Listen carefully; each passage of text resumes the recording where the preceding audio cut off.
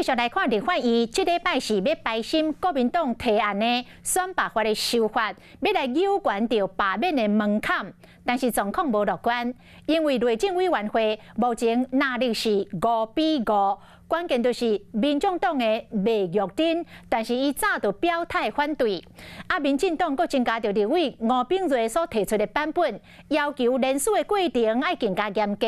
黄国昌讲，这个版本甲民众党的主张同款，所以因会支持。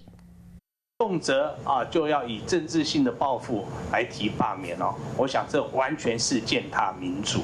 要修选罢法，无插国民党最后关头的话，民进党拍算伫原来议程内底新增加排审立委吴秉叡的版本，要求罢免联署爱护身份证的发证的日期。若是无名代替卖处罚，这敢若甲民众党的立场拢同款。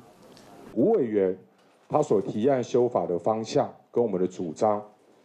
方向是相一致的，但我们在正式提出我们自己的修正动议的时候，我们会把它规范的方式跟总统、副总统选举罢免法的方式相一致。去防堵过去常常非常腐烂，而且甚至完全是违反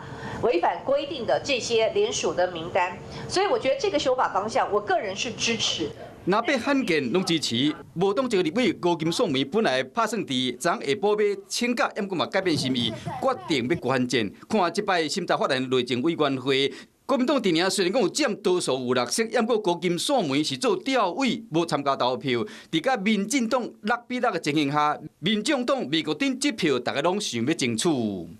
民众党，我们当然希望他们支持国民党提案，但即便他们不支持，当然这个也是尊重。民进党自己的走法跟政策是一样一致的，那就是对于选罢法，我们认为不应该现阶段正在有选罢的这个行动的时候来去做这一种变动。我们不赞成提高那一个罢免的门槛，提议联署的过程上面程序应当要严谨。